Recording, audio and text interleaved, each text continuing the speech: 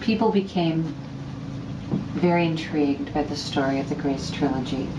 And what I heard was that the Grace Trilogy did, which is a story of friendship and grief and amazing discoveries. I think was really open people story of my publishing history. And so I began with the three women that I was working with: Mary Love, Julianne Carver, and me. I'm the third. And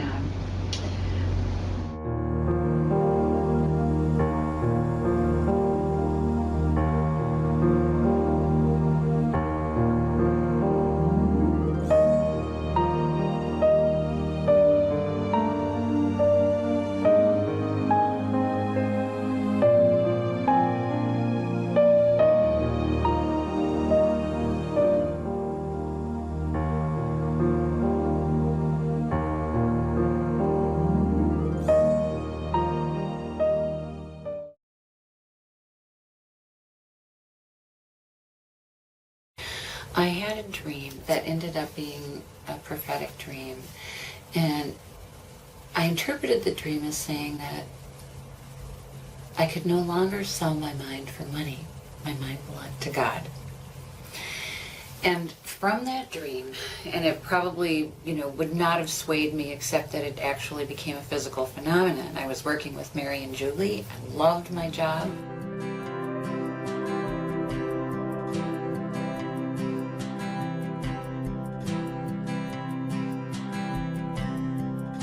I feel like I couldn't let any more in. My mind didn't work the same way anymore.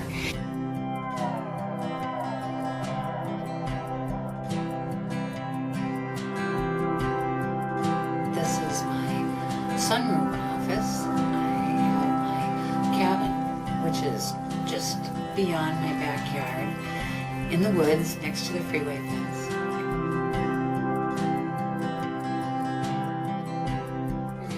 The Grace Trilogy, this connectedness, this intimacy with my friends. And when A Course of Love began to come, everything changed in a way. And it didn't necessarily feel like it was for the better. I think I was really surprised after A Course of Love was done and I began to meet people. And I don't know why I was surprised, but I was kind of surprised. It seemed like people thought that the whole experience would be this sort of blissful, joyous experience. It was, as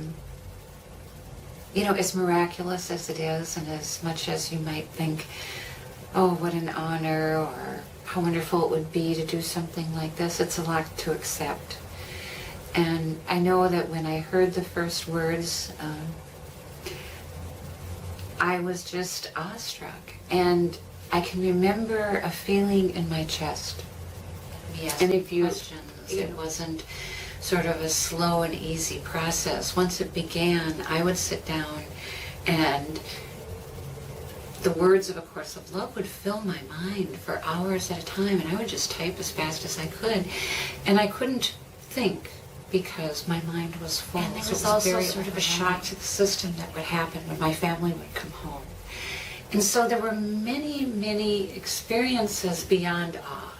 The awe is what you might call the spiritual experience, and then the human experience was overwhelmed and having this sort of sea leg thing where going from this atmosphere to this atmosphere. And that's the best way I can describe it. It's like you might think your life, you're starting here and you've written a book and your life is going to go like this.